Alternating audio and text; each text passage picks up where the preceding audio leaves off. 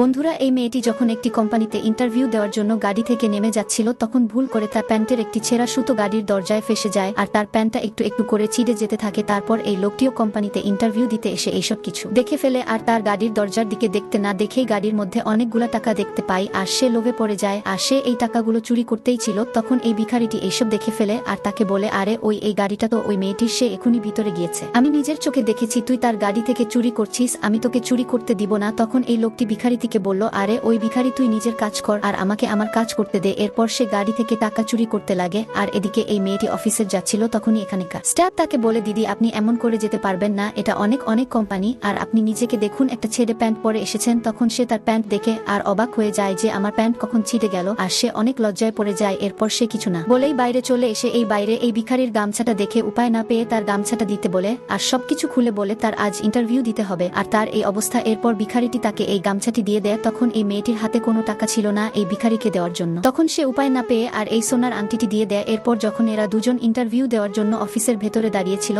তখন এই লোকটিকে আগে ডাকে। এরপর সে বেরোতে দিয়ে ওই রাস্তার ভিখারিকে দেখতে পায় আর সে অবাক হয়ে যায়, কি বলবে না বলবে আর মুখে কিছু আসছিল না। তখন এই অফিসের ম্যানেজারটি বলল, হ্যাঁ তুমি ঠিক ভেবেছ, আমি ওই ভিখারিটি, সে তোমাকে ওই মেয়েটি টাকা চুরি করে থেকে না করছিল আর তুই অফিসের আসার সময় আমাকে ভিক্ষে 5 টাকা ছুড়ে মারলি, আরে আমার হাতেও দিতে পারলি না, ওইসব আমার ইন্টারভিউ নেওয়া নিয়ম ছিল, আমি জানতে চাচ্ছিল তোমাদের মনে কি আছে। আর তাকে তার 5 টাকা ছুড়ে মারে। এরপর এক মেয়েটিও অফিসের এসে অবাক হয়ে যায় আর বলে, স্যার আপনি তো ওই ভিখারিটি যিনি বাইরে ছিল, কিন্তু আপনি এখানে। তখন এই ম্যানেজারটি বলল, হ্যাঁ তুমি ঠিক চিনতে পেরেছ, যাকে তুমি এই আংটিটি দিয়েছিলে যাতে তোমার ইন্টারভিউ দেওয়ার জন্য দেরি না হয়। আর একদিকে এই লোকটি একদম খারাপ মানুষ, সে তোমার টাকা চুরি করেছে আর আমার সঙ্গেও অনেক খারাপ ব্যবহার করেছে। এরপর সে তাকে তার আংটি ফেরত দেয়া আর তার কোনো কাগজপত্র না দেখেই তার এমন ব্যবহার দেখে চাকরিতে সিলেক্ট করে নেয় আর এই লোকটির নামে এমন কিছু করে দেয় যাতে সে আর কোথাও চাকরি পায় না। তো বন্ধুরা, মানুষের ভালো কাজ তাকে কখনো ঠকাতে পারে না, তার ফল সে অবশ্যই পাবে। যদি আমার এই ভিডিওটি আপনার ভালো লেগে থাকে তাহলে এই ভিডিওটিকে একটা লাইক করে দিয়ে এই চ্যানেলটিকে সাবস্ক্রাইব করে আমাদের সঙ্গে জুড়ে যান।